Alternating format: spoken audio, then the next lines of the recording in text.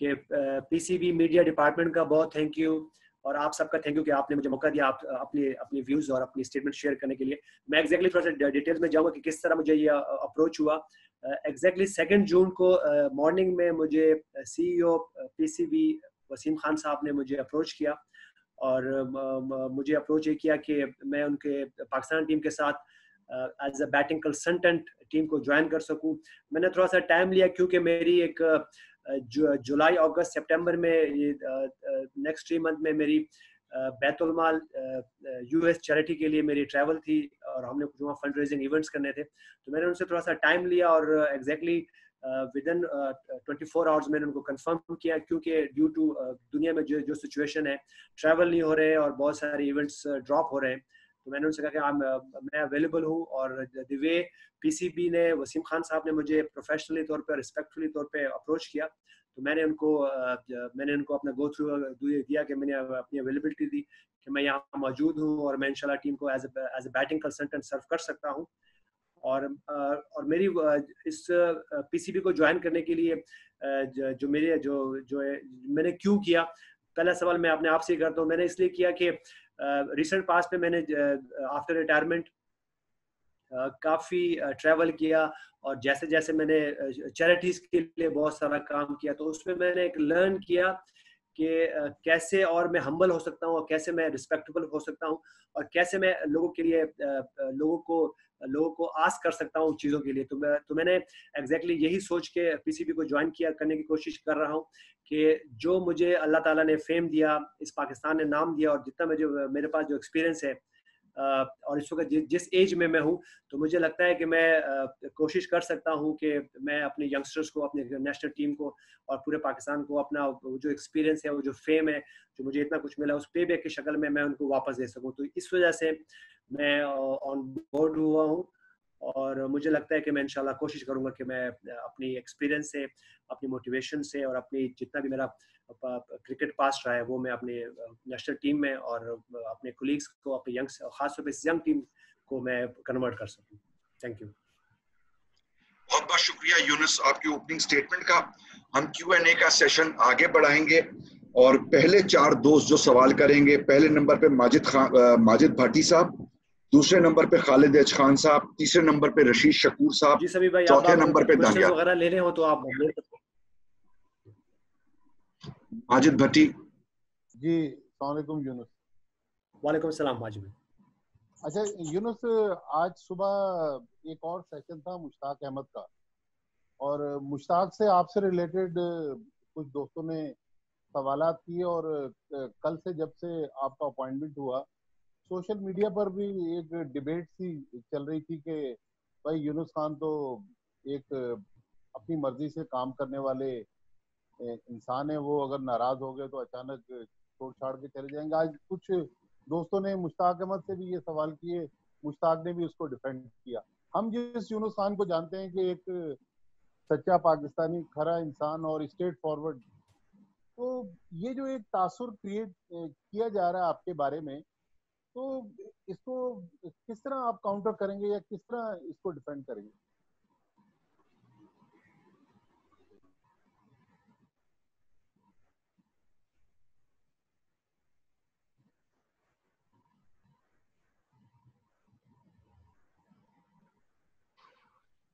यूनुस, आपको माजिद भट्टी साहब का सवाल सुनाई दिया? नहीं समी में मुझे आधा सुनाई दिया कि मुश्ताक अहमद से कुछ सवालात हुए मेरे मुतालिक। आप मुझे जरा शेयर कर लें ताकि मैं उसका आंसर कर दूं। मेरी जी आवाज माजिद। मैं यूनुस ये कह रहा था कि आज सुबह एक सेशन हुआ था मुश्ताक अहमद के साथ, तो उसमें कुछ हमारे दोस्तों ने सवाल किए कि यूनुस खान आ तो गए हैं, तो ऐसा ना हो कि यूनुस खान नाराज होकर चले जाएं और फिर पाकिस्तान टीम को इंग्लैंड में मसला दरपेश हो जाए। और कल सोशल मीडिया पे भी एक जो कुछ लोग हैं वो इस चीज को, तासुर को उभारने की कोशिश कर रहे हैं कि भाई यूनुस खान जो है वो तो बहुत डिफिकल्ट किस्म का करेक्टर है। लेकिन मेरा जो सवाल है, जो हम जिस यूनुस खान को जानते हैं, एक सच्चा पाकिस्तानी, खरा इंसान, स्ट्रेट फॉरवर्ड यूनुस खान, तो ये जो एक तासुर क्रिएट करके एक बड़े क्रिकेटर को, एक बड़े रोल मॉडल को कंट्रोवर्शियल बनाने की कोशिश की जा रही है, तो आप इसको इन जितनी सवालात इस टाइप के उठाए जा रहे हैं, इनको किस तरह डिफेंड करेंगे? थैंक यू माजिद भाई, आपने बहुत जबरदस्त पहला ही जो सवाल है वो बहुत टू द पॉइंट कर दिया, और मैं ये चाहता था कि मुझसे ये सवाल बार बार हो और अच्छी जगह पे हो, और ये अच्छा है कि मैं शुरुआत ही मेरी इससे हो गई। देखिए, मैंने जैसे पहले कहा कि वसीम खान साहब ने मुझे बड़े प्रोफेशनल तौर पे और रिस्पेक्टेबल तौर पे मुझे अप्रोच किया, और मैंने उनसे रिक्वेस्ट की कि जो भी मेरा पैरामीटर्स हैं मुझे ब्लैक एंड व्हाइट में दे दीजिए, जो कि मुझे दे दिए गए हैं। तो हमेशा पास में ऐसा हो रहा है कि मैं जहां भी जाता हूँ, अक्सर आपने भी देखा, इवन आपके साथ माजिद भाई, मैंने जब जियो के लिए जब एक टाइम पे हमने कैप्टन कॉर्नर किया था, तो उसमें एग्जैक्टली मैंने आपसे ये रिक्वेस्ट की थी कि जी हर पॉइंट मेरी बाउंड्रीज मुझे पता होने चाहिए, मुझे कब बोलना है कब नहीं बोलना है। तो मैं एक ऐसा बंदा हूँ जो कि कोशिश करता है कि जो मेरी बाउंड्रीज हो, जो मुझे बता दिया गया है, मैं अपनी मॉरल रिस्पॉन्सिबिलिटी समझता हूँ कि मुझे वो कर देना चाहिए। अगर मैं पाकिस्तान टीम में जब कैप्टन था, तो मेरी जो कैप्टनसी छोड़ने की वजह भी यही थी, जो ये बिहाइंड किसी को नहीं पता। उनसे मेरी कमिटमेंट हुई थी कि आप मुझे अनाउंस करेंगे वर्ल्ड कप 2011 तक का कैप्टन, और अगर मैं ये डिलीवर नहीं कर सका और टीम को जेल नहीं कर सका, तो मैं खुद ही छोड़ के चला जाऊंगा, और एग्जैक्टली वही हुआ।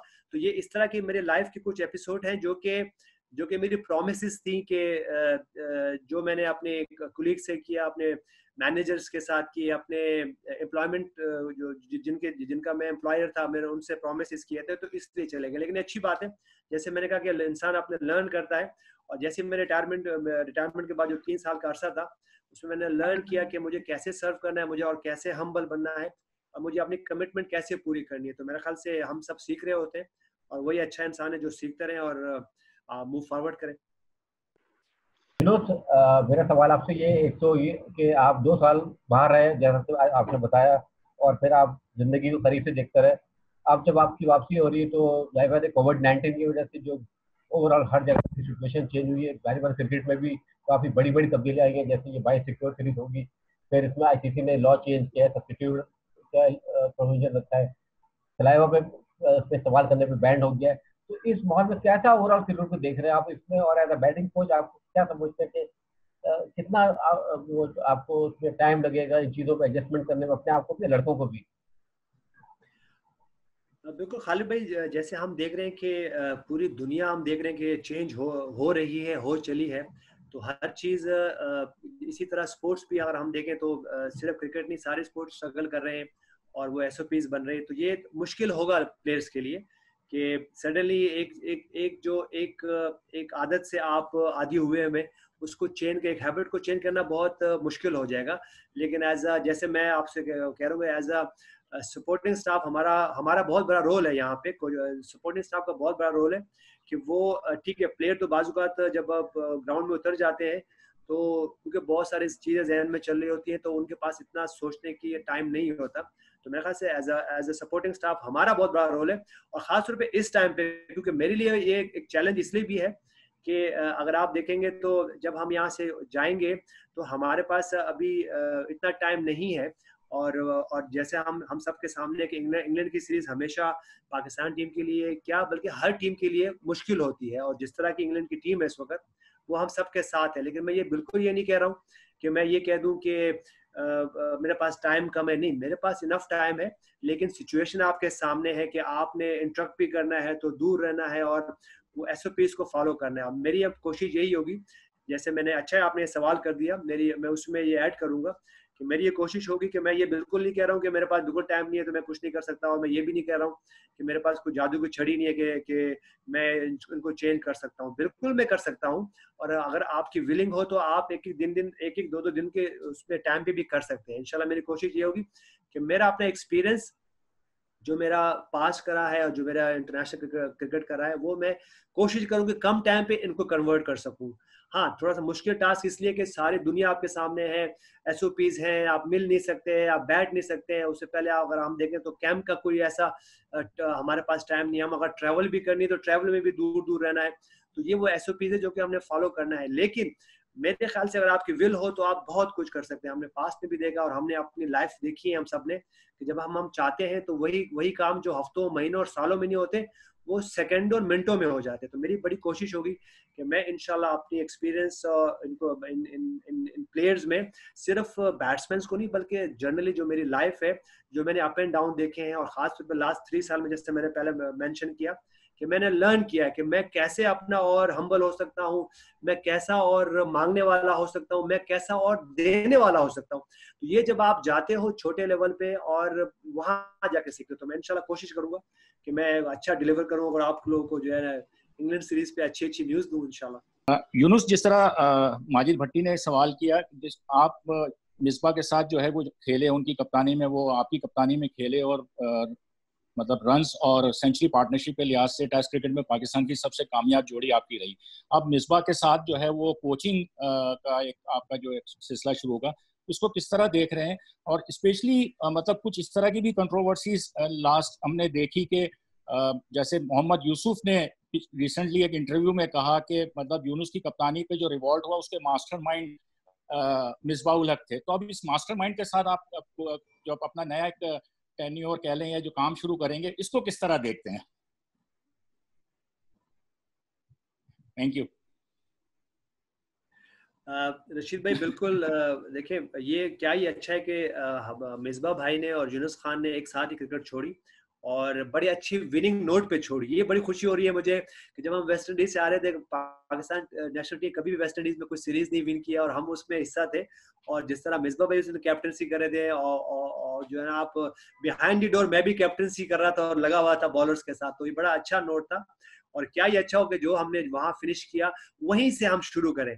और मेरे लिए बड़ा बड़ा अच्छा है कि मैं उनके साथ अपना ड्रेसिंग रूम शेयर करूंगा as a colleague, as a supporting staff, जिनके साथ मैं क्रिकेट खेलूं। और आप इस टीम में देखेंगे तो वकार यूनुस के अंडर में खेलता रहा हूं, उनकी कैप्टनसी में खेलता रहा हूं, मिसबा के अंडर कैप्टनसी में खेलता रहा हूं, मुश्ताक अहमद के साथ मैंने ड्रेसिंग रूम शुरू किया, शेयर किया, तो मुझे बड़ा अच्छा लगा। और जहां तक पास्ट की बात है, तो वो लोग अच्छे होते हैं जो कि पास्ट से लर्न करें और मूव फॉरवर्ड करें। तो अब जो भी पास्ट में हुआ, अगर हम उसमें हो सकता है कि हम जो बात करें उनकी ज्यादा इतनी मिस्टेक ना हो सकता है कि मेरी ज्यादा हो उसमें, लेकिन ये कि आप मूव फॉरवर्ड करते हो, मैं वो सब भूल चुका हूँ। और इसी वजह से अगर मैं भूलता नहीं तो मैं आज इस मकाम पे नहीं खड़ा होता और आज मैं इनके साथ नहीं होता। मुझे बड़ा अच्छा लगा कि मिसबाउल हक ने, जब जाहिर सी बात है कि as a leader, as a head coach, उनके सामने ये मेरा नाम रखा गया होगा, मुझे बड़ी खुशी हो रही है कि उन्होंने देरी नहीं लगाई और मैं नेशनल टीम के ऑन बोर्ड हूँ। तो मैं यही चाहूंगा कि मैं इंशाल्लाह जो 1 साल से Misbahul Haq as a top player, as a top cricketer, captain, जो जैसे मैंने अभी खालिद भाई का सवाल का जवाब दिया कि जो भी उन्होंने सिखाया होगा, मैं कोशिश करूंगा कि अपने प्लेयर्स को डबल माइंडेड ना करूं, और जो जिस तरह को मिसबाउल हक ने उनकी कोचिंग की है बैट्समैन की खास तौर पे, उसी में रह के, उसी बाउंड्रीज में रह के मैं कुछ अपनी जो एक्सपीरियंस शेयर करूं और प्लेयर मेरे डबल माइंडेड ना हो। क्योंकि अगर हम अपनी बैटिंग लाइन देखें तो बहुत यंग है, मेरे ख्याल से असद शफीक को निकाल के और अजहर अली को निकाल के अगर बाकी हम अपनी बैटिंग लाइन देखें तो आपको कम मैचेस खेलने वाले प्लेयर्स मिलेंगे। तो मेरी कोशिश यही है कि मैं उनको डबल माइंडेड ना करूं और मिसबाउल हक का जो स्टाइल है उसको लेके उस पे अपना काम करूं, तो और इंशाल्लाह उसमें कामयाबी होगी इंशाल्लाह, अगर अल्लाह ने चाहा तो। Thank you Rashid. दानियाल जी, अस्सलाम वालेकुम यूनुस भाई। जी वालेकुम सलाम। यूनुस भाई, एक जब से मिसबा कोच बने हैं तो एक परसेप्शन थी कि वो 2-3 रोल्स जगल कर रहे हैं और उनको रिस्पॉन्सिबिलिटीज काफी मिली हैं, और एक रोल जो कि फुलफिल नहीं हुआ था वो बैटिंग कोच का था। तो आपको अब उन्होंने ये शॉर्ट टर्म इंग्लैंड वाले टूर के लिए आपको ये अपॉर्चुनिटी मिली है कि आप टीम के साथ काम करें। आप ये देखते हैं कि इस तरह की सिचुएशन में मे बी आप एक लॉन्गर टर्म कमिटमेंट के लिए भी तैयार हो, और आपको कोई साइन मिला है कि ये पॉसिबिलिटी है इंग्लैंड टूर के बाद? अब मेरे ख्याल से देखिए मेरे लिए इस वक्त दानियाल बड़ी बहुत ही अच्छी अपॉर्चुनिटी मौजूद है और मेरे लिए बड़ी आसानियां मौजूद है, क्योंकि अगर हम देखें जितने जो हमारी यंग बैटिंग लाइन है इनके साथ ऑलरेडी मिसबाह उल हक ने ऑलमोस्ट एक साल या एक साल से ज्यादा हो गया कि मिसबाह उल हक इनके साथ काम कर रहे हैं। तो मेरे लिए बड़ी आसानी है कि ऑलरेडी एक टॉप का बैट्समैन, टॉप का कैप्टन जो रिसेंट पास में क्रिकेट छोड़ दिया, उन्होंने अपने एक्सपीरियंस, क्योंकि एक आप जब एक कल्चर से अभी जाते हो तो आपको उस कल्चर की, उसकी स्टाइल की नो हाउ होती है। तो मिसबाह उल हक को वो मौजूद थी, तो मेरी बड़ी आसानी है कि मैं जब टीम को ज्वाइन करने जा रहा हूँ तो ऑलरेडी इन बैट्समैन पे काफी बात हो चुकी है। और जहां तक रिस्पॉन्सिबिलिटी की बात है तो पीसीबी ने साल 1.5 साल पहले एक कोशिश की कि क्योंकि आपको ये होता इसी तरह है कि आपको चेंजेस लानी पड़ती है। उन्होंने एक ट्राई किया, और लेकिन ये कि अब ये है कि अब हमारा उनके साथ सपोर्टिंग स्टाफ मौजूद है, मेरी शक्ल में, मुश्ताक अहमद की शक्ल में, वकार यूनुस की शक्ल में। तो मेरे ख्याल से चीज़ों को बेहतर होना चाहिए, और क्या ही अच्छा हो कि ये जो हमारे यंग प्लेयर हैं इनको और हम कंफर्ट दें और हम सर्व करें, क्योंकि देखिए ये बड़ा इंपॉर्टेंट है कि यूनुस खान अगर इतने सारे रन्स किए हुए हैं, इतने सारा क्रिकेट खेली हुई है, तो वो एक पार्ट खत्म हो चुका है। लेकिन मैं ये समझता हूँ कि मैं इस टीम के लिए एक अगर मैं अच्छा सर्व करने वाला बन गया तो मेरी अचीवमेंट होगी, क्योंकि जो मेरी अचीवमेंट, पर्सनल अचीवमेंट थी, वो पास्ट में चली गई है। तो मेरी बड़ी कोशिश होगी कि मैं अपने प्लेयर्स को कोई अच्छा सर्वर बन सकूं, और उनके साथ एक बॉन्डिंग बहुत इंपॉर्टेंट है, क्योंकि मैं जब पाकिस्तान क्रिकेट टीम में आया तो मुझे वो बॉन्डिंग मिली राशिद लतीफ की शक्ल में, इंजमाम उल हक की शक्ल में, वकार यूनुस की शक्ल में, वसीम अकरम की शक्ल में।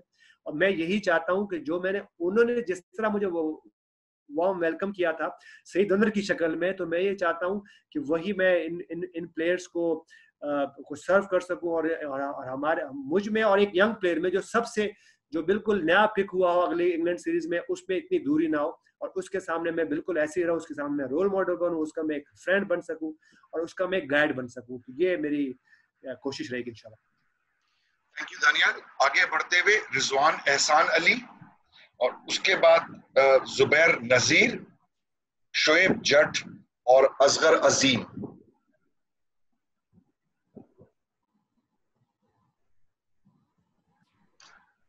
रिजवान एहसान अली, आप हैं लाइन पे?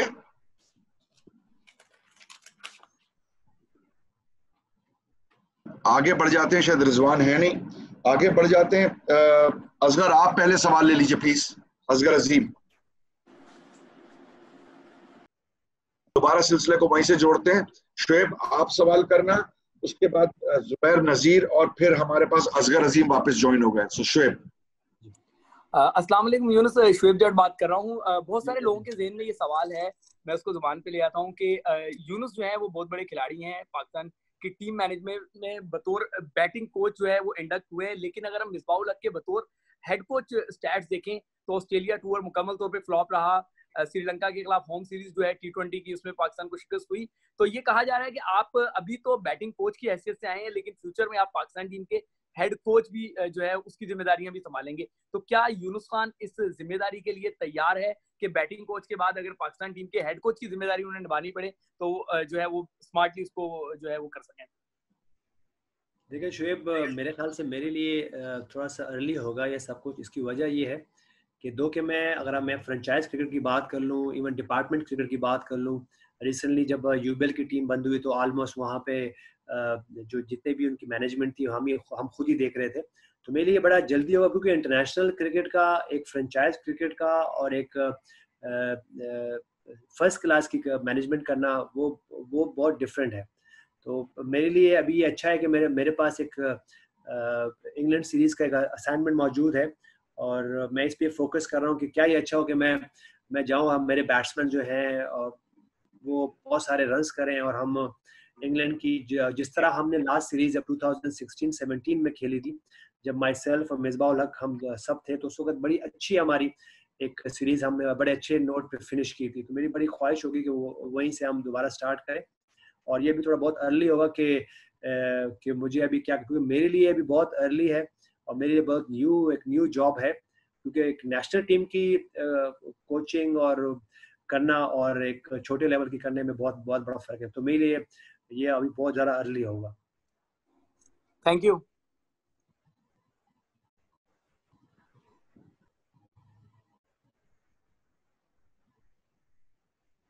जी सभी भाई।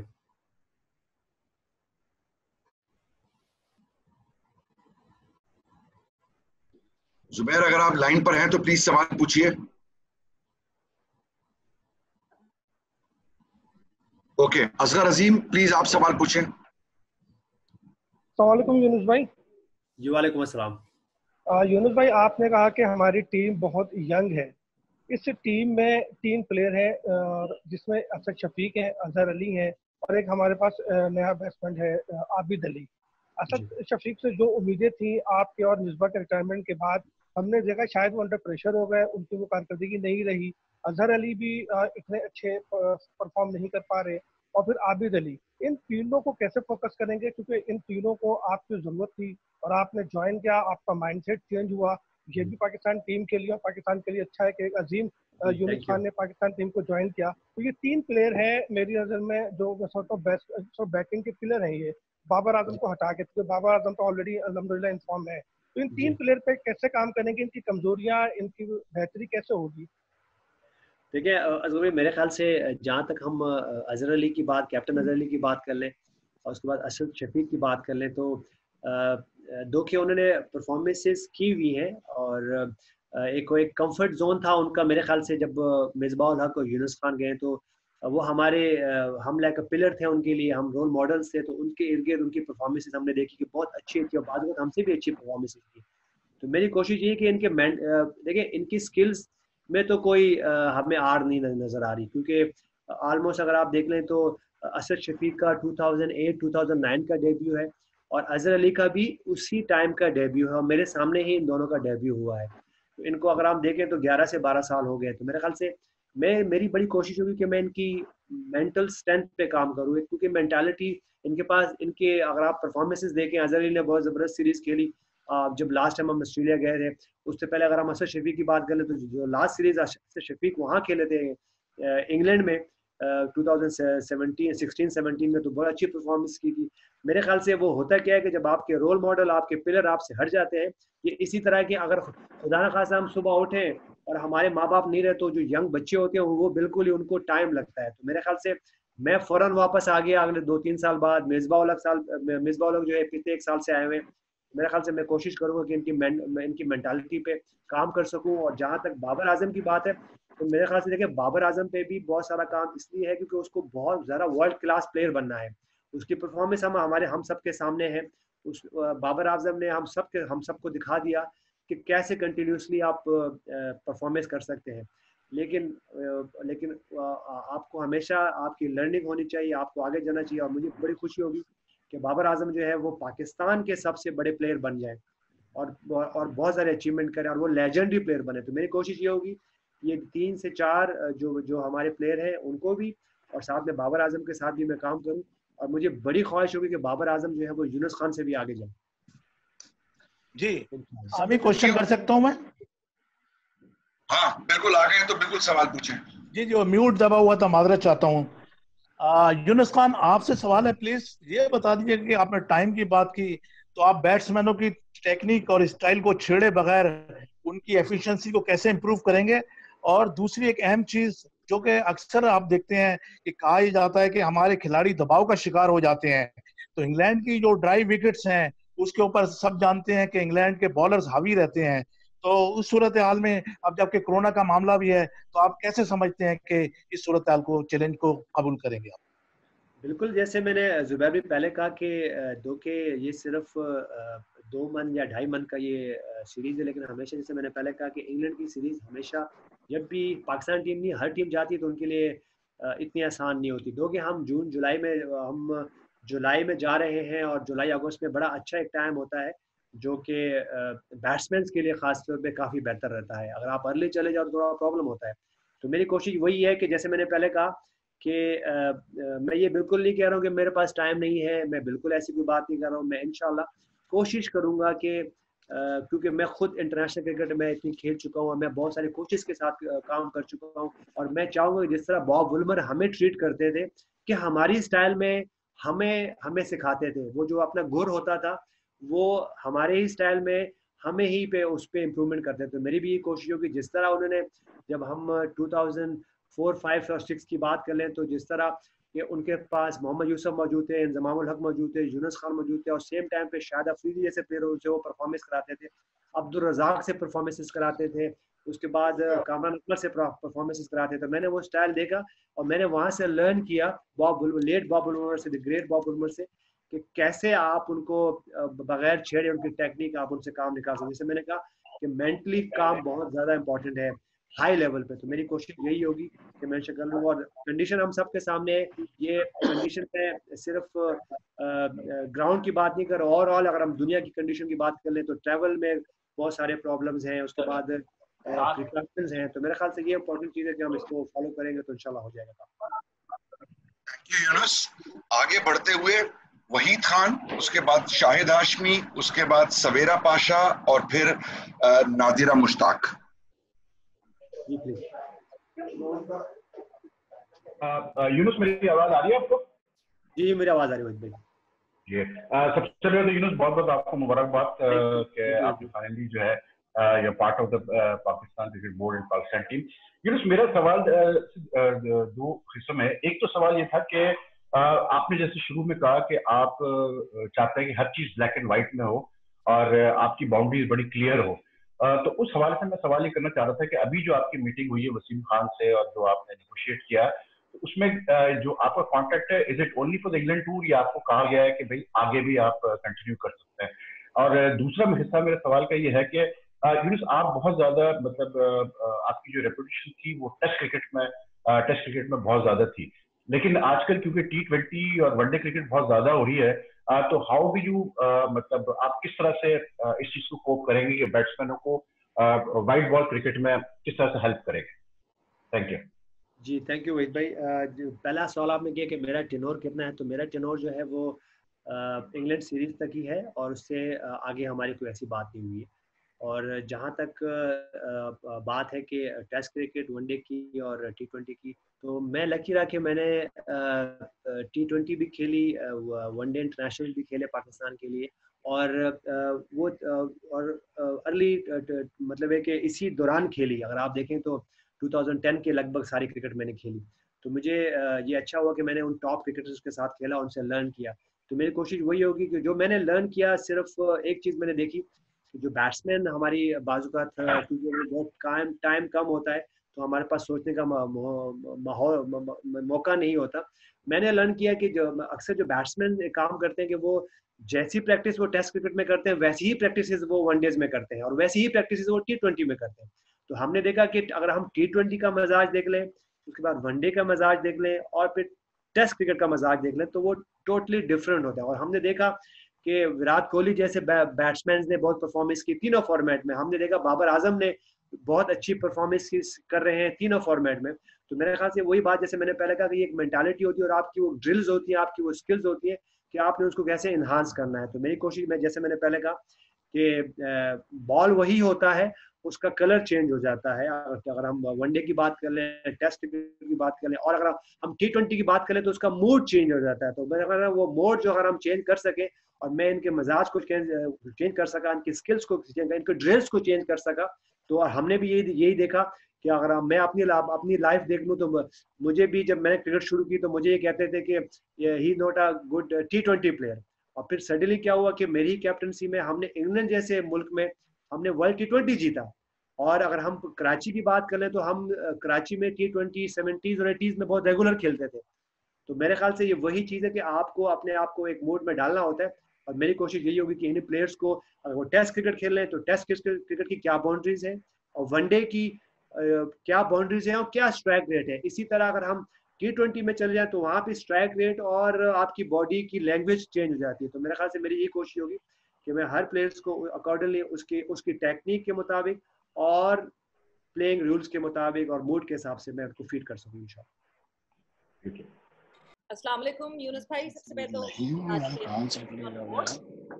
अच्छा सवाल मेरा ये है कि अभी तो आप इंग्लैंड टूर के लिए अपॉइंट हुए हैं यहाँ पे स्टार्टिंग कोच। फर्दर ऑन आगे फ्यूचर में आपको क्या लगता है कि आप नेशनल टीम के साथ ही या फिर जो यूनुस खान की कैपेबिलिटीज हैं, जो यूनुस खान एक्चुअली इन्फ्यूज करना चाहता है प्लेयर्स में, वो जूनियर टीम में ज्यादा आसान होगा इन्फ्यूज करना as compared to national team में? सो अगर आपको फर्दर ऑन मौका दिया जाएगा तो जाहिर सी बात है नेशनल टीम के साथ कनेक्टेड रहना लोगों को बहुत पसंद होता है, बट यूनुस खान क्या प्रेफर करेगा, जूनियर टीम के साथ कनेक्टेड रहना या नेशनल टीम का कोच? सभी में मुझे सारा सवाल दोबारा कर देंगे प्लीज, क्योंकि फ्रीज हुआ था बीच में। जी, सवेरा ने कुछ ऐसा सवाल किया और उसको आपने थोड़ा पीछे कवर कर लिया था, बट उन्होंने ये कहा कि अगर आपको अपॉर्चुनिटी आगे मिलती है अंडर 19 के साथ भी, तो आप क्या सीनियर टीम के साथ कनेक्टेड रहना चाहेंगे या आप अंडर 19 लेवल के ऊपर, जूनियर लेवल के ऊपर भी आप उसको कंसिडर कर सकते हैं? सवेरा, मैंने सही सुना, यही सवाल है आपका? जी जी यूनुस, यही है जी। बिल्कुल सवेरा, देखिए मेरे पास एक अपॉर्चुनिटी मौजूद थी जो कि वो हमारी वो डील नहीं हो सकी इससे पहले, कुछ ही महीने पहले की बात है, और मैंने उसके लिए बड़े अच्छे प्लान भी बनाए हुए थे, क्योंकि मैं हमेशा कोशिश में ये कर रहा हूँ कि मैं अपना टाइम लेता हूँ। तो उसके अंडर 19 को लेके मेरे बहुत सारे प्लान्स थे जो कि डील नहीं हो सकी, तो हम एक पेज पे नहीं आ सके। तो मेरे लेकिन ये कि ये एग्जैक्टली इसी तरह है कि जब ये अपॉर्चुनिटी मेरे सामने आई तो मैंने यही सोच के मैंने इसको जो है ना इसको ग्रैब करने की कोशिश कर रहा हूँ कि मेरे सामने एटलीस्ट ये कि एक अपॉर्चुनिटी मौजूद है, चाहे वो इंटरनेशनल टीम को लेके या चाहे वो जूनियर को लेके। तो I'm फ्लेक्सिबल। जैसे मैंने पहले कहा कि मैंने लर्न किया पिछले 3-4 साल में कि आपको कैसे फ्लेक्सिबल बनना है, और जैसे मैंने आपसे कहा कि मैंने ट्रैवल किया बहुत नीचे लेवल पे जाके और मैंने चीज़ें देखी, तो मैंने लर्न किया, और हमेशा इंसान लर्न करता है। तो मेरे लिए अब कोई भी अपॉर्चुनिटी आएगी, चाहे वो नेशनल टीम की शक्ल में है चाहे वो जूनियर नेशनल टीम की शक्ल में है, तो मैं इंशाल्लाह कोशिश करूंगा कि उसको मैं ग्रैब कर सकूं। और बड़ा इंपॉर्टेंट मेरी, देखिए जैसे मैं हमेशा ही कहता हूँ, ये मैं चेंज नहीं कर सकता अपने आप को, इसलिए कि मेरी बड़ी कोशिश होती है कि मैं पूरी 110% अपनी मैं कमिटमेंट करूँ, और मैं जो मेरी कमिटमेंट है वो सबको नजर आनी चाहिए। जैसे कि जब मैं क्रिकेट खेलता था तो उस वक्त ये थी, और यही है कि मैं अब कोशिश यही करना जा रहा हूँ कि मेरे ऊपर इस पाकिस्तान की पूरी कौम का, यंगस्टर्स का बहुत बड़ा रिस्पॉन्सिबिलिटी है, और लेकिन वही मैं इसी तरह चाह रहा हूँ कि मैं इनका अच्छा बॉन्डिंग बन सकूँ, उनका अच्छा फ्रेंड बन सकूँ, और कोई टिपिकली जो होता है ना कि यूनुस खान ना बन जाऊँ कि जो कि जिस वक्त हम खेलते थे वो जो एक स्टार्टर हमने देखा है वैसा नहीं, और मैं बिल्कुल इनके लिए अच्छे एक सर्वर बन सकूँ और अच्छा गाइड बन सकूँ इंशाल्लाह। ठीक है नादरा, आप काइंडली, शाहिद का कनेक्शन रिस्टोर हो गया तो शाहिद से सवाल ले लेते हैं, फिर आपकी तरफ वापस आ जाएंगे। शाहिद। यूनुस, अस्सलाम वालेकुम। मेरा सवाल ये है कि जब आप, इंजमाम, यूसुफ सब लोग क्रिकेट खेलते थे तो टॉप 5 में शुमार होता था आप लोगों का, क्या वजह है कि असद शफीक और Azhar top 5 of the world में शुमार नहीं किया जाता? उनके साथ क्या प्रॉब्लम है, क्यों उनको इतनी रिकॉग्निशन नहीं मिलती?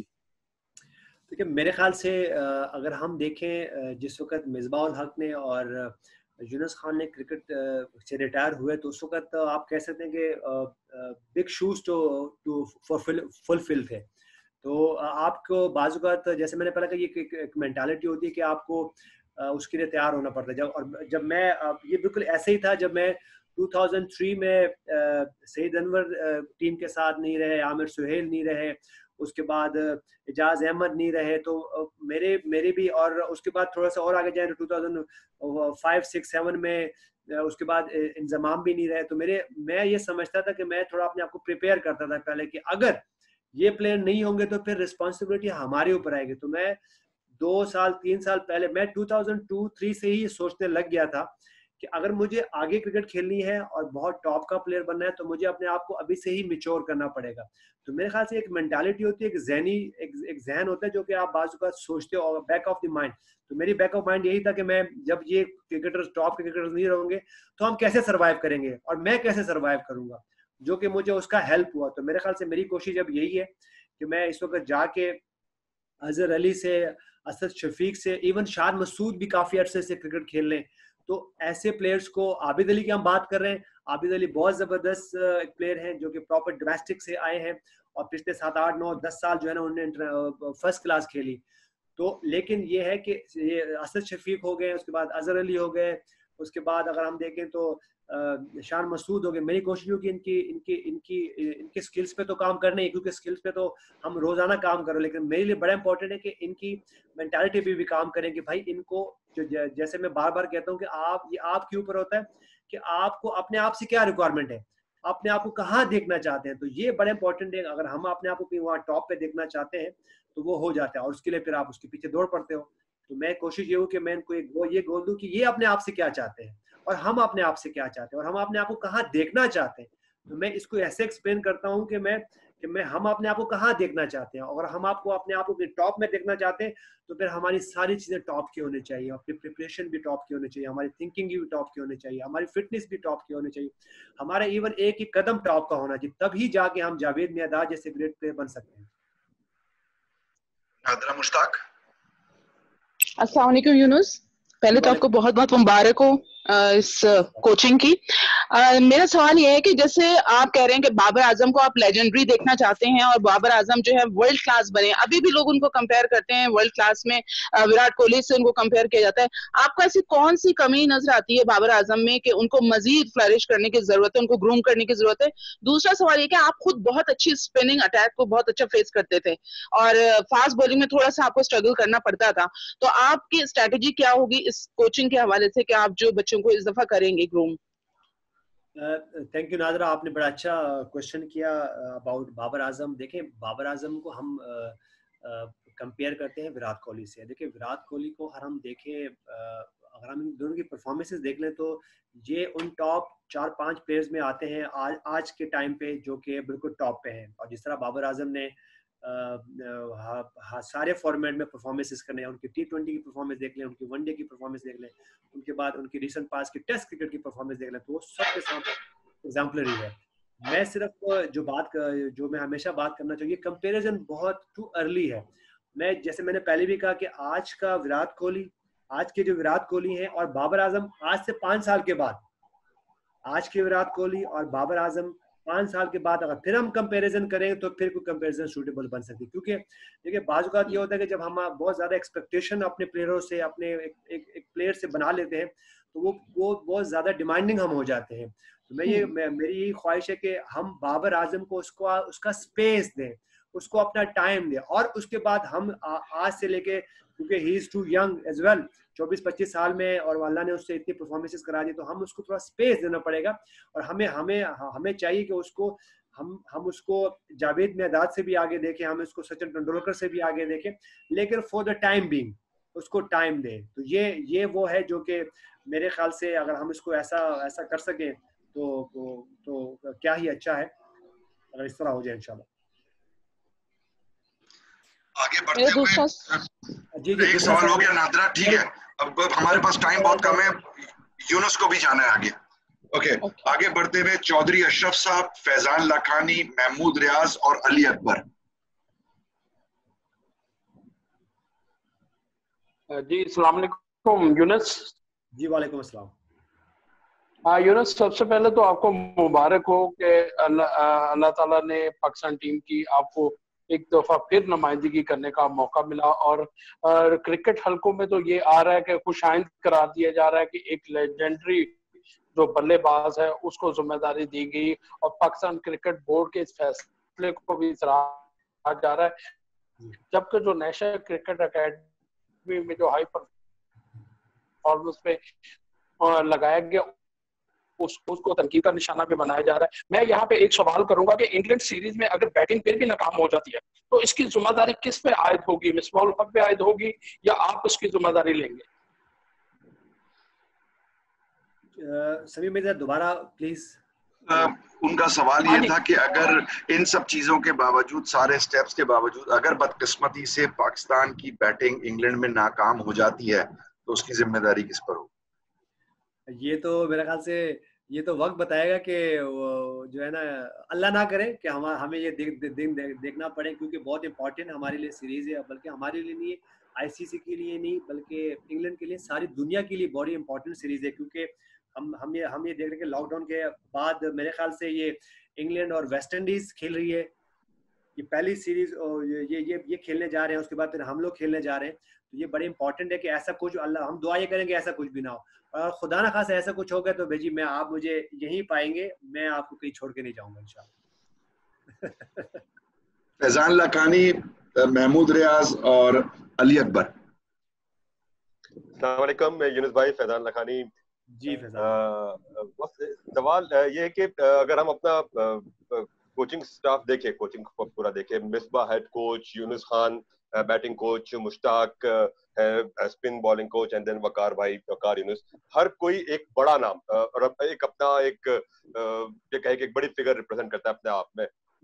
कहीं ईगोस का तो क्लैश नहीं हो जाएगा? इतने बड़े नाम टीम में मौजूद है, इससे तो कहीं प्रॉब्लम तो नहीं हो जाएगी कि हर कोई एक दूसरे में इंटरफेयर करने लग जाए या एक दूसरे की अना का मसला बन जाए इतने बड़े नामों में? क्योंकि हमने माजी में देखा है अनफॉर्चुनेटली यूनुस भाई के जहां बड़े नाम एक साथ जमा हो जाते हैं वहां प्रॉब्लम्स हो जाती, तो इस चीज को कैसे अवॉइड किया जा सकता है? देखिए फैजान, मैं तो अपनी तरफ से ये आपको श्योरिटी देता हूँ कि मुझे तो कोई ईगो की प्रॉब्लम है नहीं, कभी भी नहीं रही। मैं अपना ईगो, मैं ये समझता हूँ कि आपकी ईगो आपकी परफॉर्मेंस में होनी चाहिए। कि अगर मिसबाह उल हक ने 100 रन किए तो मुझे 200 रन करने हैं। मिसबाह उल हक ने अगर 4 कैच पकड़े तो मुझे 5 कैच मुझे पकड़ने हैं। मिसबाह उल हक अगर लेवल 13 करते हैं तो मुझे लेवल 15 की जो है ना मुझे अपना अचीव करना। तो मेरी हमेशा ईगो ये रही है। और जो आप जिन्होंने मुझे देखा खेलते हुए, जिन्होंने मेरे साथ ड्रेसिंग रूम शेयर किया, मुझे कभी भी ऐसे ईगो नहीं रहे कि वो क्यों आगे बैठा हुआ है और मैं क्यों पीछे बैठा हुआ हूँ, और मैं बस में जो सबसे आगे बैठूंगा और मैं वो क्यों पीछे बैठा हुआ है। मैं तो कोशिश कर दूंगा जहाँ भी जाऊँ बस में सबसे पीछे बैठूं।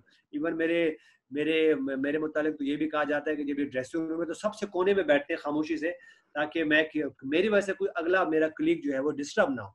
तो मैं तो अपने आपको श्योरिटी देता हूँ कि मेरी तरफ से कोई ईगो की कभी किसी को कोई बात नहीं आएगी। क्योंकि मैं बार बार ये कह रहा हूँ, एज अ कोच आपका रोल जो होता है वो एक सर्वर का होता है, आपको एक सर्व करना होता है। तो मेरी तो कोशिश यही कि मैं क्या ही अच्छा हो कि मैं जाऊँ 2 ढाई 3 महीने जितने भी मैं टूर पे रहूँ और खूब खुशियाँ समेटूँ, चाहे परफॉर्मेंस प्लेयर से हो ना हो। क्योंकि ये बड़ा इंपॉर्टेंट है कि यही प्लेयर होते हैं जब परफॉर्मेंसेस करते हैं तो हम इनको कंधे पे बैठाते हैं, और यही प्लेयर होते हैं जब परफॉर्मेंस नहीं करते तो हम बाज़ औक़ात बहुत ज़्यादा एग्रेसिव हो जाते हैं टूवर्ड्स उनकी पर्सनल चीज़ों के लिए भी। तो हमें ऐसा कुछ भी नहीं करना चाहिए। और मेरी हमेशा कोशिश ये होगी मेरी तरफ से कभी ईगो की जो है ना किसी को भी प्रॉब्लम ना हो इंशाल्लाह। महमूद रियाज और फिर अली अकबर।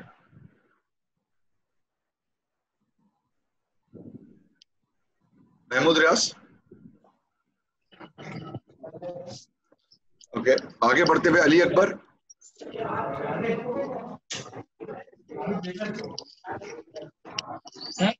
अली अकबर, आप प्लीज सवाल कर लें। जी अकबर अली हैं आज टीवी से। अकबर अली आज टीवी, प्लीज सवाल कीजिए। अस्सलाम वालेकुम यूनुस भाई। ओवरऑल मैं बात कर रहा हूँ कि मौजूदा सूरत हाल में पाकिस्तान का जो दौरा इंग्लैंड है ये कितना टफ होगा, क्योंकि पाकिस्तान की जो बॉलिंग लाइन है वो भी इनएक्सपीरियंस है। जिस तरह आपने बैटिंग की, बैटिंग में भी कुछ फ्लॉज हैं हमारे। तो ओवरऑल किस तरह देखते हैं इस सीरीज को, और मौजूदा सूरत हाल को जो देखें, कंडीशन भी चेंज हो रही है कि हम आप स्विंग नहीं कर सकते, स्लेवर नहीं लगा सकते, इस तरह वगैरह के। जी अकबर, बिल्कुल ये कंडीशन तो ओवरऑल हम सबके सामने है, क्योंकि पाकिस्तानी बल्कि पूरे वर्ल्ड की अगर हम सिचुएशन देखें तो चेंज हो रही है। और जहाँ तक पाकिस्तान के लिए सीरीज की बात है तो हमेशा देखें हमारे लिए ये इंग्लैंड की सीरीज हमेशा बहुत इंपॉर्टेंट रही है। उसकी वजह ये कि एक जो पाकिस्तानी टीम की फैन फॉलोइंग है वो हम सबके सामने है, और जैसे ही पाकिस्तान विन करता है तो ग्राउंड कचाकच भर जाते हैं। तो ये बड़ा इम्पॉर्टेंट है कि पाकिस्तान के लिए ये बहुत इंपॉर्टेंट सीरीज है कि वहाँ जाके सिर्फ और सिर्फ अच्छा खेलना ही नहीं है, in the field all the field भी, ऑफ द फील्ड भी बहुत इंपॉर्टेंट होता है हमारे लिए, क्योंकि यहाँ पे हमें लोग बहुत ज़्यादा फॉलो करते हैं। तो मेरे लिए बड़ा इंपॉर्टेंट है कि मैं अपने एक्सपीरियंस से, पास्ट एक्सपीरियंस से और अपने एक्सपीरियंस शेयर कर सकूँ लोगों के लिए, अपने प्लेयर्स के साथ, और साथ में उनको ये बता सकूं कि देखिए ये हम सब के लिए, पूरे वर्ल्ड के लिए, पाकिस्तान के लिए, पूरी पाकिस्तान नेशन के लिए बड़ी इंपॉर्टेंट सीरीज है। तो मेरे ख्याल से ये बड़ी इंपॉर्टेंट सीरीज है और टफ सीरीज होगी हमारे लिए। Thank you. महमूद रियाज की लाइट वापस आ गई है। महमूद। अच्छा यूनुस भाई, सबसे पहले तो मुबारकबाद, आपने एक बड़ा अहम कहा कि तहम्मुल मिजाजी जो है वो बड़ी जरूरी होती है। आप क्या समझते हैं कि ये तहम्मुल मिजाजी अगर आपके कैरियर में होती तो आज मजीद कितने रिकॉर्ड और रन्स जो हैं वो आपके बोर्ड पर होते? और दूसरी तरफ ये है कि इसका मतलब ये निहायत अहम चीज है, तो बैटिंग कोचिंग के साथ साथ किसी खिलाड़ी की मेंटल ग्रूमिंग जो है आजकल के दौर में कितनी जरूरत होती है? देखिए महमूद, बहुत इंपॉर्टेंट है। जैसे मैं बार बार ये बात करता हूँ कि आपकी मेंटल ग्रूमिंग बहुत इंपॉर्टेंट है, क्योंकि आप अगर हम देखें तो हम कितने देर के लिए ग्राउंड जाते हैं? 6-7 घंटों के लिए। उसके बाद अगर हम 6-7-8 घंटे निकाल दें तो जो 16-17 घंटे होते हैं वो आपने ऑफ द फील्ड गुजारने होते हैं। तो वहाँ पे अगर आपकी तालीम और तरबियत अच्छी हो, खास तौर पर तरबियत की बात कर रहा हूँ, अगर तरबियत आपकी अच्छी हो तो आपका लॉन्ग रन होता है। तो ये बड़े इंपॉर्टेंट है कि आपकी तरबियत और मेंटल ग्रूमिंग बहुत इंपॉर्टेंट है कि आपको ट्रैवल कैसे करना है, आपको कपड़े कैसे पहनने हैं, आपके लुक्स कैसे होने चाहिए, तो ये बहुत इंपॉर्टेंट है। आपके शूज कैसे होने चाहिए, आपका हेड कैसे होना चाहिए, तो ये बहुत इंपॉर्टेंट है कि जो है ना इन प्लेयर्स की ग्रूमिंग हो रहा है। और जिस तरह पाकिस्तान की टीम हमने देखी है, एक यंग टीम है। और जहां तक आपने मेरी तहम्मुल मजाजी की बात की है, तो अगर मैं इतना तहम्मुल मजाज होता तो शायद मैं ये अचीव नहीं करता। मुझे ये लगता है कि अगर मेरा ये करैक्टर नहीं होता तो मैं ये अचीव नहीं करता। इसकी वजह ये कि देखिए, मुझ पे एक बात आई कि 2008-9 में कि मेरे सेलेक्टर्स ने कहा कि he is not a good T20 player, लेकिन मैंने उसको तहम्मुल से सुना। उन पेपर्स को आप यकीन करें, कभी मैं आपको कभी शेयर कर सका तो वो जो स्टेटमेंट्स मेरे लिए आई होती थी, नेगेटिव स्टेटमेंट या टेस्टिंग स्टेटमेंट्स, तो मैं उनको पढ़ता नहीं था, उनकी हेडलाइन पढ़ के उनको अपने साथ कैरी करता था और फिर मैं उसके पीछे लग जाता था और अल्लाह ताला मेरी हेल्प करते थे, क्योंकि मैं नेगेटिव नहीं होता था।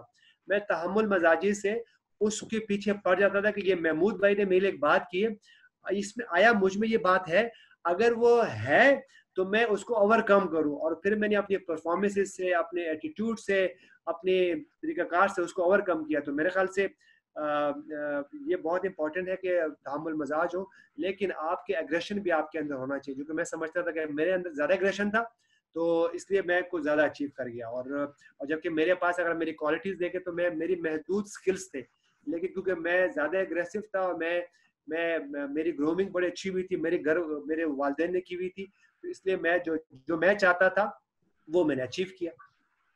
शुक्रिया। आगे बढ़ते हुए दानिश अलवी, इमरान सिद्दीकी, एहसान खान और बदियुज़्ज़मान। सो दानिश।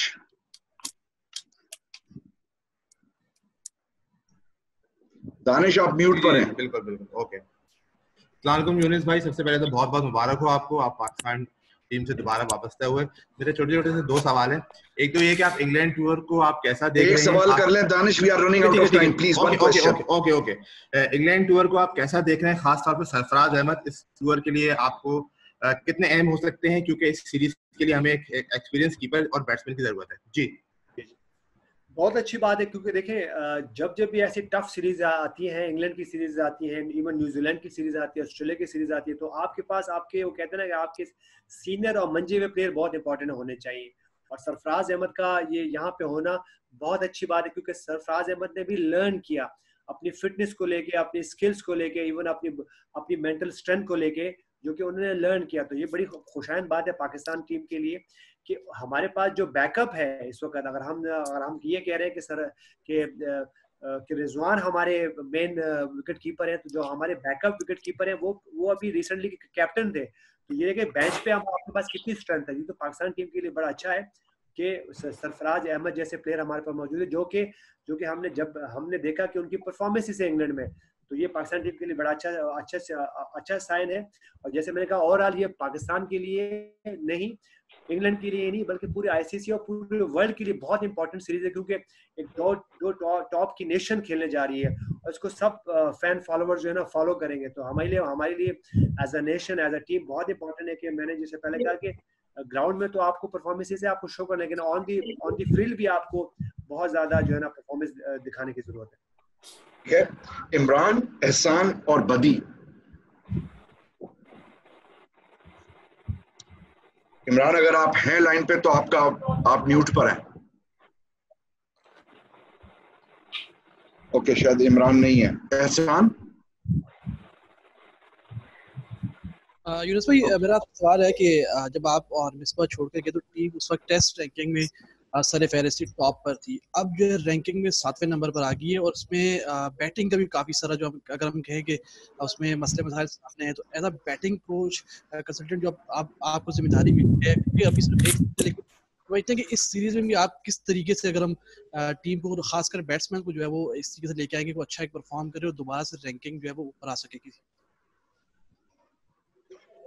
देखिए एहसान, मेरी बड़ी ख्वाहिश है कि मैं उनकी स्किल्स पे भी काम करूं, लेकिन मैं ये देख रहा हूं कि एक जो बहुत इंपॉर्टेंट है हमारे बैट्समैन के लिए कि हमारे बैट्समैन रिसेंट पास्ट में परफॉर्मेंसेस तो प्लेयर्स कर रहे हैं, 100s भी हो रहे हैं, 50s भी हो रही है, लेकिन वो जो एक खासा था हमारे क्रिकेट का कि हम बड़े बड़े रन्स करते थे, 150 रन 150 की शक्ल में, 200 की शक्ल में, 300 की शक्ल में, और हमारे पास केपेबल प्लेयर्स मौजूद है। अगर हम अजहर अली की बात कर लें तो वो ये मार्क कर चुके हैं। उसके बाद अगर हम असद शफीक की बात कर लें तो ये कर चुके हैं। तो मेरे लिए बड़ा, मैं ये कोशिश करने जा रहा हूँ कि मैं इंशाल्लाह उनकी स्किल पे भी काम करूँ, लेकिन मैं उनको वो गुर सिखा दूँ, तरीका सिखा दूँ कि किस तरह ये बड़े बड़े रन्स करें, बड़ी बड़ी परफॉर्मेंसेस करें, क्योंकि बड़ी बड़ी ही परफॉर्मेंसेस जब आपकी तरफ से आती हैं तब ही उसका फायदा टीम को पहुंचता है। तो मेरी बड़ी ख्वाहिश है और मेरी बड़ी कोशिश होगी कि मैं अगले 2-3 महीने में अपने प्लेयर्स को, अपने बैट्समैन, अपने सीनियर प्लेयर्स बैट्समैन को भी, और साथ में जो बेंच पे जो यंगस्टर हैं जो टीम में आ रहे हैं और जो एक लाइन में लगे हुए, उनको भी सिखा सकूं कि वो किस तरह बड़ी बड़ी परफॉर्मेंसेस कर सके, क्योंकि बड़ी ही परफॉर्मेंसेस आपकी और आपकी टीम के काम आती है।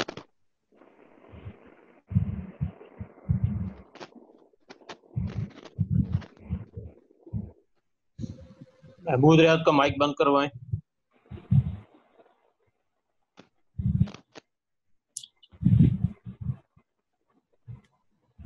बदियुज़्ज़मान, ओवर टू यू।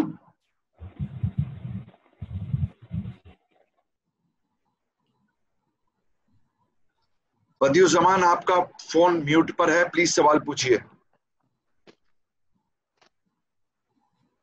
नहीं, आपकी आवाज नहीं आ रही है।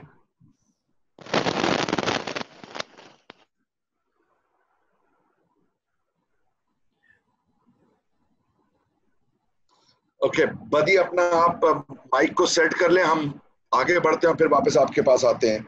उबैद अवान, खिजर अवान, मोहसिन मेहदी। अस्सलाम वालेकुम यूनुस भाई, उबैद अवान बात कर रहा हूँ।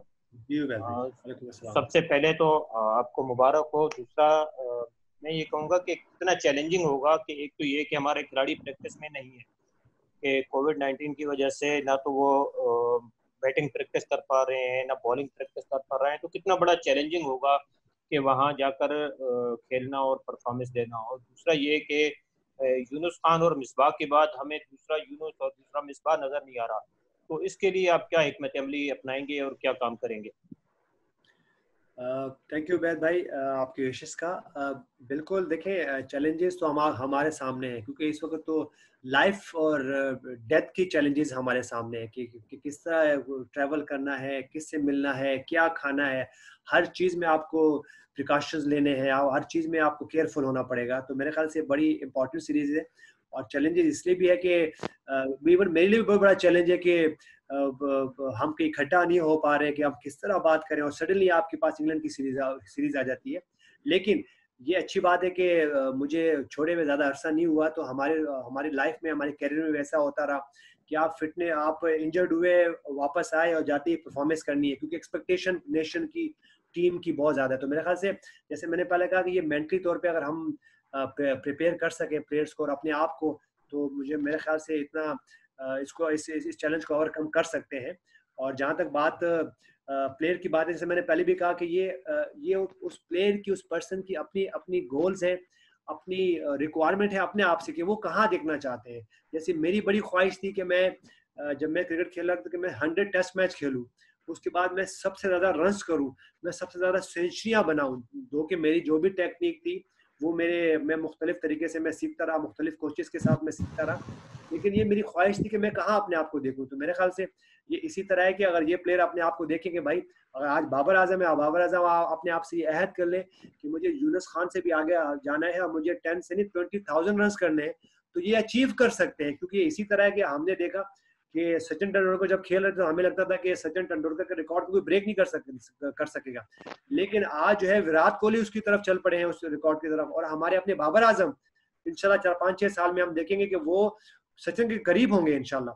तो ये वही है कि ये इसी तरह है कि मेरी कोशिश यही होगी कि मैं इन प्लेयर के साथ मेंटली तौर पे ये उनको मैं बावर करा सकूं कि वो अच्छे हैं और वो अच्छा कर सकते हैं। तो मेरे ख्याल से अगर ये वो चीज़ें जो कि मैंने अपनी एक्सपीरियंस से लर्न की है, अपने पास से लर्न की है और आज भी मेरे काम आती है। अगर मुझे कुछ करना होता है, मुझे कुछ अच्छा करना होता है, मुझे कुछ अच्छा सोचना होता है, तो मैं बैठ कर उसका प्लान करता हूँ, उसकी एग्जीक्यूशन करता हूँ और वो अल्लाह ताला उसमें उसकी मदद शामिल हाल हो जाती है। तो ये बड़ा इंपॉर्टेंट है कि हाँ आप अपने आप से क्या चाहते हो। Thank you. Khizar, over to you, आप हैं? जी समी भाई, मैं जी प्लीज। आवाज आ रही है? जी सवाल पूछे। अच्छा यूनुस भाई, सबसे पहले मुबारकबाद। यूनुस भाई, सवाल मेरा ये है कि जब आप परफॉर्म कर रहे होते थे इंटरनेशनल क्रिकेट में, तो एक प्लेयर ऐसा होता था जो डोमेस्टिक में बड़ा जबरदस्त परफॉर्म कर रहा होता था, और उनको सिलेक्ट न करने की वजह यही बताई जाती थी कि मिसबा और यूनुस परफॉर्म कर रहे हैं। फवाद आलम की बात कर रहा हूँ, तो उनमें कितना पोटेंशियल देख रहे हैं, क्योंकि वो बहुत ज्यादा परफॉर्मेंस दे के जो है वो स्टिल सीट पे बैठे हुए हैं।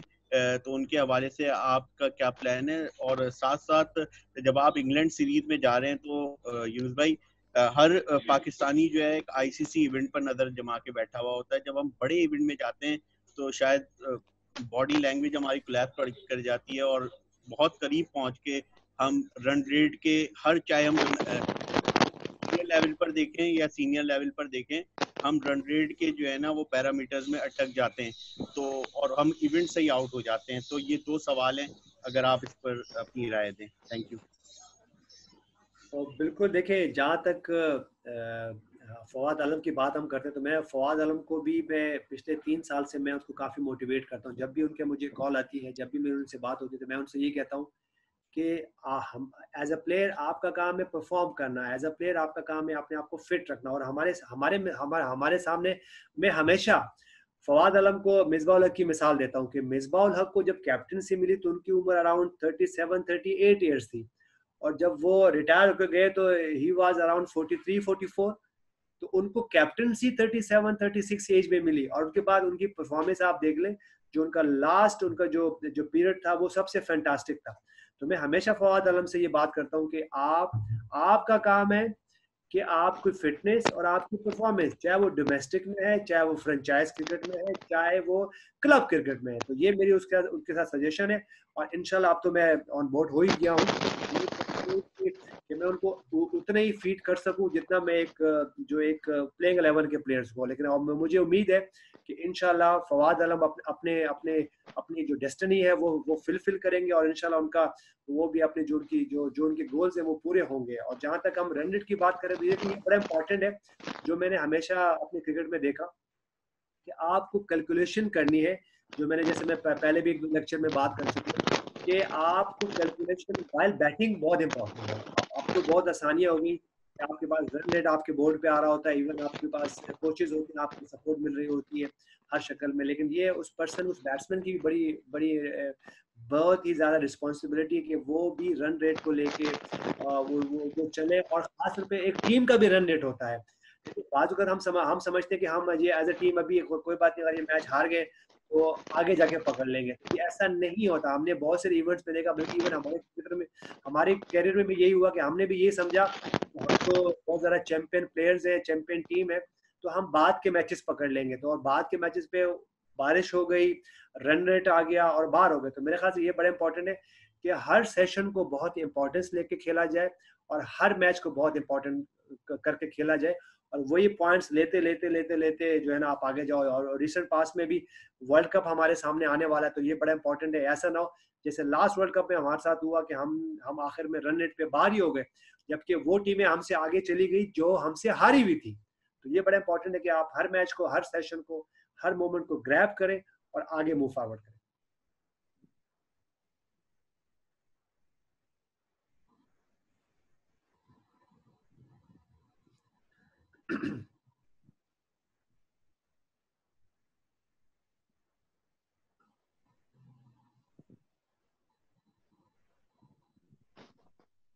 जी मोहसिन, आप प्लीज क्वेश्चन करिएगा। मोहसिन, आपको आवाज आ रही है? जी बिल्कुल, मुझे आवाज आ रही है। आप जी मोहसिन, आप क्वेश्चन करिएगा जी प्लीज। अस्सलाम वालेकुम यूनुस भाई, सबसे पहले तो आपको मुबारकबाद। मेरा सवाल ये है कि हम देखते हैं पाकिस्तान टीम जब बनाई जाती है तो उसमें कप्तान समेत मैनेजमेंट भी बैठकर देखती है और फैसला करती है, और अब आप बैटिंग कोच, बैटिंग कंसल्टेंट की हैसियत से पाकिस्तान टीम में ज्वाइन कर चुके हैं। तो मैं ये पूछना चाहूँगा कि आप मिसबाह उल हक को कोई मशवरा देंगे कि किस बैट्समैन को कहाँ मौका देना चाहिए और क्या इस तरीके से करना चाहिए? तो इस हवाले से पूछना चाहूँगा। बिल्कुल मोहसिन, मैं बिल्कुल चाहूँगा कि अगर मुझसे मशवरा लिया जाए तो मैं बिल्कुल उनको फीड कर सकूँगा। लेकिन जैसे मैंने पहले कहा कि मिसबाह उल हक इस टीम के साथ ऑलमोस्ट 1 साल से ज़्यादा अरसे के साथ है। तो जैसे मैंने आपने कहा कि मैं कि मैं एज अ बैटिंग कंसल्टेंट भी उन्हीं के जो उनकी एक पाथ है, एक मैप रूट है, उसको मैं फॉलो करने की कोशिश करूँगा, क्योंकि he is a head coach. हमें ठीक है, हमें अपने प्लेयर को भी सर्व करना है, लेकिन हेड कोच को भी सर्व करना है। ये ना हो कि हम वो हेड कोच हमारे ही मसले मसालों में गिर जाएं और वो उनका ध्यान जो है प्लेयर से हट जाए। तो मैं जब भी मिसबा को मेरी सजेशन की ज़रूरत पड़ेगी, मुझसे मशवरा करेंगे, तो मैं हमेशा उनको अपने जो मेरी वो फॉलो करूँगा। मैं हमेशा यही करता रहा उनके साथ, और इसीलिए उनका मुझ पे और मेरा उन पे इतना ही ट्रस्ट है।